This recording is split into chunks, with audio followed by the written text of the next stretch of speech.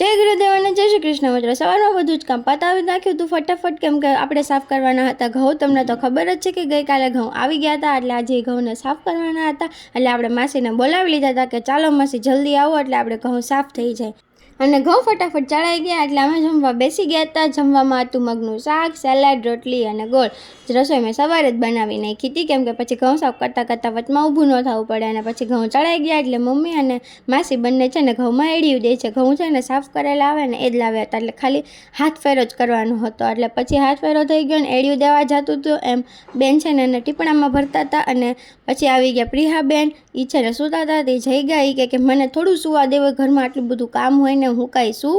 એટલે પછી એ જાગી ગઈ અને એ તે જો ઘઉં સાફ કરવા માંડી। એનો ભાઈ કે મારે ઘઉં સાફ કરવા છે, અમે બધાય કામ કરો તો હું થોડો બેસું, મને બેસવું ન ગમે।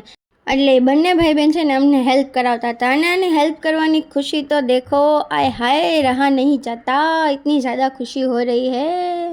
પછી જો એ બંને હેલ્પ કરાવવા માંડ્યા ને ઘઉં સાફ કરવા માંડ્યા, પણ અમને જરાય એવું લાગતું નહોતું, કેમ કે એ લોકો બહુ જ ઘઉં ઉડાડતા હતા। આમાં કેમ અમારે કામ કરવું, માંડ અમે તો કામ કર્યું। અને પછી જુઓ આપણે તો છે ને ઘઉંમાં ઓલી રજ ને એવું બધું હોય તે ઉડ્યું હોય ને, એટલે પછી નાહી લીધું પાછું, બીજી વાર એક દિવસમાં 2 વાર નાહ્યા આજે તો, ત્યારે ઘઉં સાફ થયા। અને આજે આખો દિવસ ઘઉં સાફ કરવામાં જ ગયો હતો।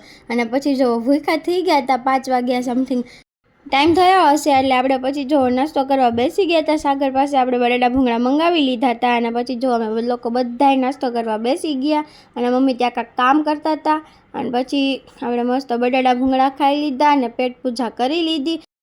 પછી તો આપણે રાતનું જમવાનું બનાવી નાખ્યું હતું। રાત્રે જમવામાં હતું સેવ ગલકાનું શાક અને ભાખરી ને છાશ ને એવું બધું હતું। અને એની સાથે હતી આ લાપસી, સોરી સુખડી, છૂટી યુ નો છૂટી સુખડી।